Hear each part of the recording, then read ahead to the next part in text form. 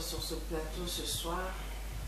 Cet après-midi, nous avons reçu un homme de Dieu puissant. Ce soir, papa, dans l'écrit de la Sentinelle, il a un message particulier à nous dire. Alors, bonsoir papa. Bonsoir.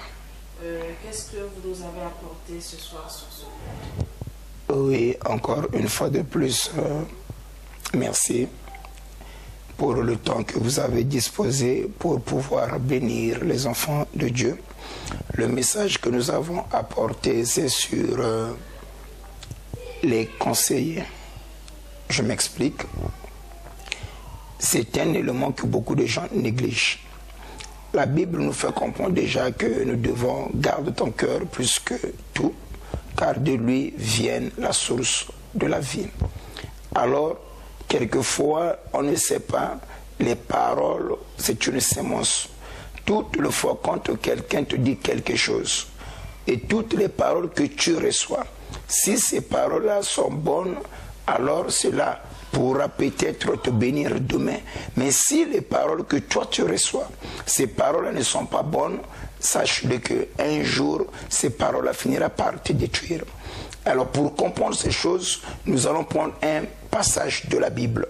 Dans ce passage, cela va nous mettre d'accord par rapport à ce que j'aimerais dire. Beaucoup de gens ont perdu leur destinée, beaucoup de gens ont perdu la gloire, beaucoup de gens ont perdu la couronne que eux ils avaient, des opportunités que eux ils avaient à cause des mauvais conseillers. Nous prenons le livre de 1 Roi chapitre 12, le verset 8. 1 Roi 12, 8. Le livre de 1 Roi 12, le verset 8. La Bible dit ceci: mais Roboam laissa le conseil que lui donna les vieillards, et il consulta les jeunes qui avaient grandi avec lui et qui lui entouraient. Ok. Ici, la Bible nous parle de Roboam. Qui est Roboam? C'est le fils de Salomon. Il devait succéder au trône de son père. Quand Salomon est entré dans la gloire, Roboam a pris sa place. Quand Roboam prend la place de son père, la Bible dit que les gens qui avaient fui le pays autrefois, à cause de la manière dont Salomon les avait traités, et ces gens-là ont eu le désir de pouvoir revenir dans le pays et bâtir le pays, porter une main d'association à celui qui était le nouveau roi. Mais quand ce jour-là vient, ils ont dit à Roboam quelque chose que moi j'aime. Ils ont dit que ton père nous a traités durement. Mais si toi tu peux nous alléger cette joug, nous serons tes esclaves à vie. Et quand Roboam a posé la question aux anciens, les anciens ont dit: nous connaissons bien ces gens-là. S'ils ont dit cela, ils le feront, car ce sont des hommes de parole. Et tout ce qui sort de leur bouche, ils versent sur cette parole. Alors, dès que les anciens ont dit que acceptent leur demande, Roboam laissa le conseil que les anciens lui avaient donné. Il va encore consulter les jeunes gens qui n'avaient pas la maturité. Et c'est là où les jeunes gens vont commencer à entraîner Roboam. Ils ont dit que non, voilà, il faut leur dire que ton petit doigt est plus gros que le rein de ton papa. Si ton papa les a fouettés avec les fouets, toi tu vas les fouetter avec le fer. C'est comme ça que le pays a été déchiré à cause de son imprudence.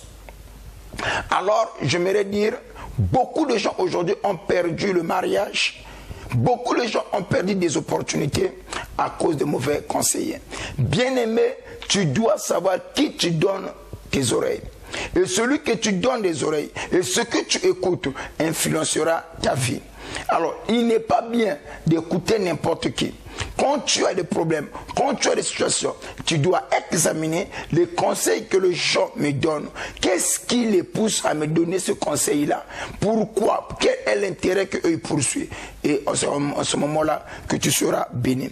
Alors, ne sois pas comme Roboam qui a perdu la couronne, qui a perdu la gloire. Il pouvait peut-être régner en paix. Il pouvait peut-être régner entre tout Israël unifié. Mais à cause des mauvais conseillers, nous croyons que le schisme était entré dans le pays. Le pays était divisé en deux parce qu'il avait suivi les mauvais conseillers. Alors, c'était juste un message briefing sur le conseil. Sur cela, papa a dit des mots très forts, juste en quelques mots. Cela a été capital pour toi et pour moi. J'espère que tu as été béni. Alors que cette parole soit pour toi aussi très important, toi qui nous as suivis ce soir. Que le Dieu de la poste en céleste vous bénisse richement. La suite à la prochaine.